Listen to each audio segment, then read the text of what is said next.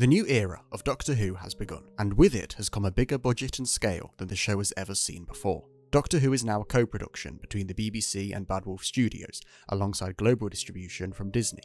This means Doctor Who is now able to reach a higher production standard and ambition than ever previously imaginable. But is this actually a good thing? What we have seen so far of this new era, commonly referred to as RTD2, has been a constant showcase of all the great things the show can now do. But has that come at the cost of real storytelling?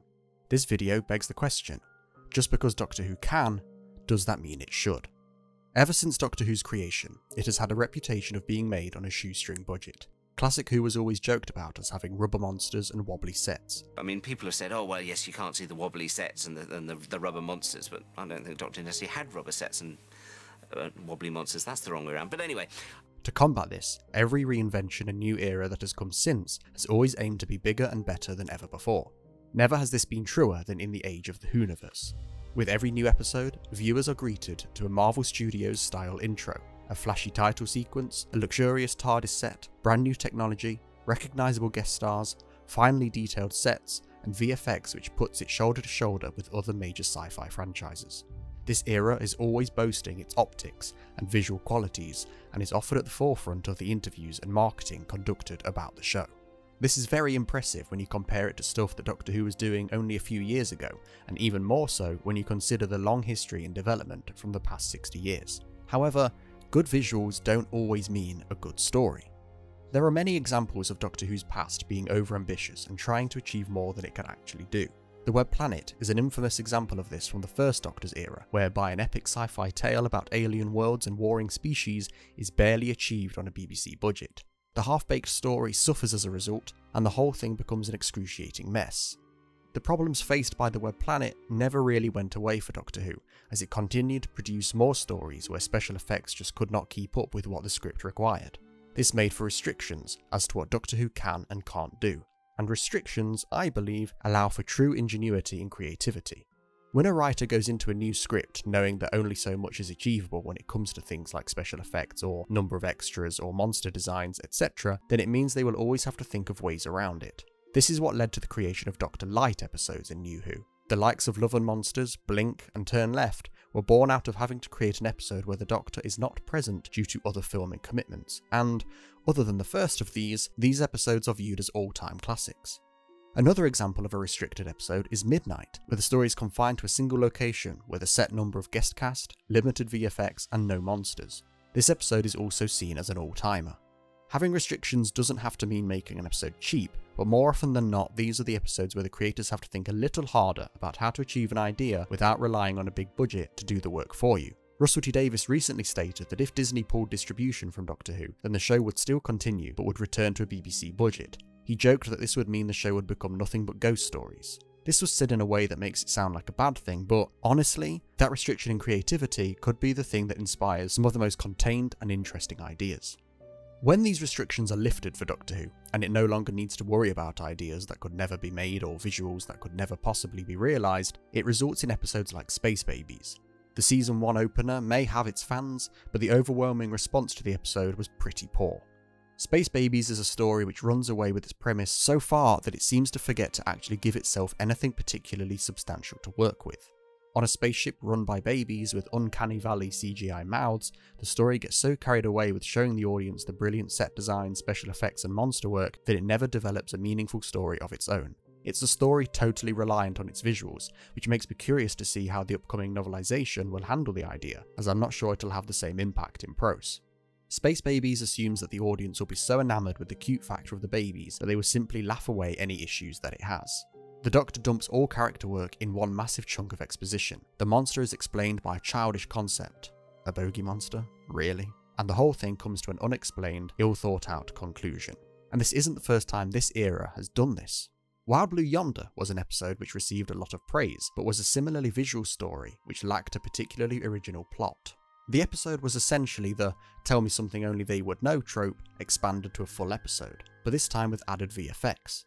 It could be argued that this episode did have restrictions in that it is purely a two-hander between the Doctor and Donna, but I'd argue the massive practical and digital effects throughout the episode is what the story truly wants you to focus on. There are good character beats and displays of acting, but the thing the episode points you to focus on most are the effects.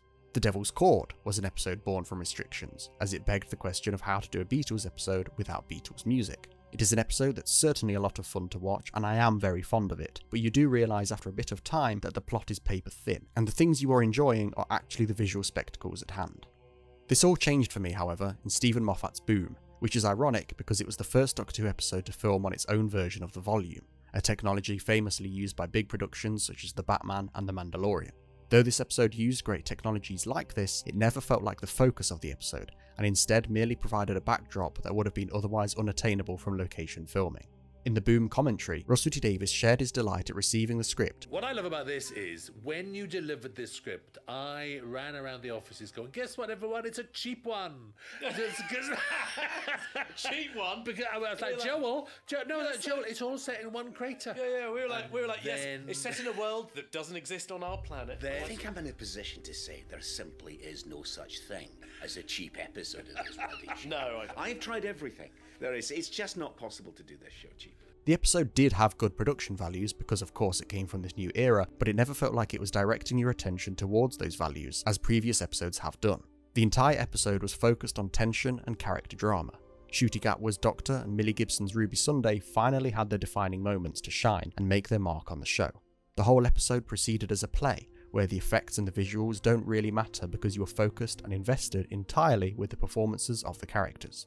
This, for me, is where Doctor Who thrives. The show doesn't need flashy visuals, impressive effects and technologies to blow your mind. It simply needs stories, and that's why it has lasted as long as it has. If audiences tuned into Doctor Who for its visuals, then Classic Who wouldn't have lasted 26 years. If audiences tuned into Doctor Who for its visuals, then its novels and audios wouldn't be so successful. Audiences tune into Doctor Who because they like stories. They want to be wowed with a concept they've never seen before. They want a lead character they can be interested in. They want side characters they can relate to. They want adventures and morals and emotional gripping drama. And it is episodes like Boom that remind us of that fact. Rather than chasing visual epics, it should hone in on these small concepts. Doctor Who doesn't need to be Dune, it needs to be theatre. In my opinion, the greatest episode of Doctor Who ever made is Heaven Sent. One location, one character, one concept. When you boil down the plot of this episode, it's essentially a man wandering around a castle for 45 minutes, but it just works so well.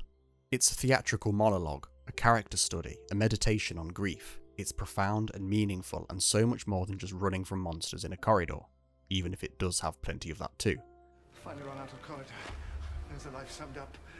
I am increasingly realising that the episodes that exist on a more restricted capacity are the ones that are my favourite. This is why I enjoy Big Finish so much, because you are not cheated by visuals. There is nothing to look at, no distractions, just your entire focus on the story at hand. When the story is weak, it is more noticeable as you have nothing else, so Big Finish generally maintains a very high quality.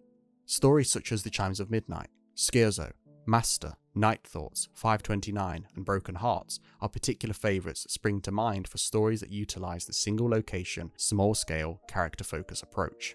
Big Finish can also fall into the trap of overambition, and stories that try to have many characters doing many things in many locations often fall apart as they become muddled and confusing. So whenever their stories are stripped back and character focused, that's where they excel. And I think there is a lesson here for the TV show to learn. Both Classic Who and New Who have been known to attempt epic ideas that did not pay off, but likewise may have avoided doing other grand things that it simply knew it would not be able to create. But in RTD2, those things are now achievable. I think just because Doctor Who can now create episodes like Space Babies, which would never have been possible before in the show's history, that doesn't necessarily mean it should, because no matter what form the show comes in, whether it's Classic Who, New Who, RTD2, Big Finish, books or comics, at the end of the day the format of the story that always works best are those smaller, character-focused ones. For every The Web Planet, there is an Aztecs. For every Vanquishers, there is a Midnight. For every Space Babies, there is a Boom. I'm not saying that Doctor Who should never be ambitious, as this would mean we never get stories like The Stolen Earth or The Day of the Doctor, or even The Devil's Chord, which I did enjoy very much, but there is certainly a degree of not trying to overextend itself or punch above its own weight. Doctor Who in all its forms has been a character-driven show, and that focus should never be lost. Episodes like Boom prove that when the show is like a play, focused on developing characters and real, genuine drama, then it can become some of the finest stuff on TV. But whenever it tries to do something just a little too far out of reach, it falls flat on its face. Sometimes throwing all the money in the world at Doctor Who is meaningless when it doesn't need money to succeed. It doesn't need amazing budgets, sets, effects, or anything like that. It needs characters and stories, because since day one, that has been what attracts people to it. Part of its cheapness, part of its slight amateurness at times, allowed viewers in. It allowed viewers in to say, no, it should be like this, and that monster should look like this, and if it looks like this, it could do this. And then your imagination starts, instead of becoming a critic, you become a writer. But what do you think? While I prefer smaller, lower budget Doctor Who, you might prefer those grand epic spectacles. If so, why? Let me know in the comments below, and I will see you next time.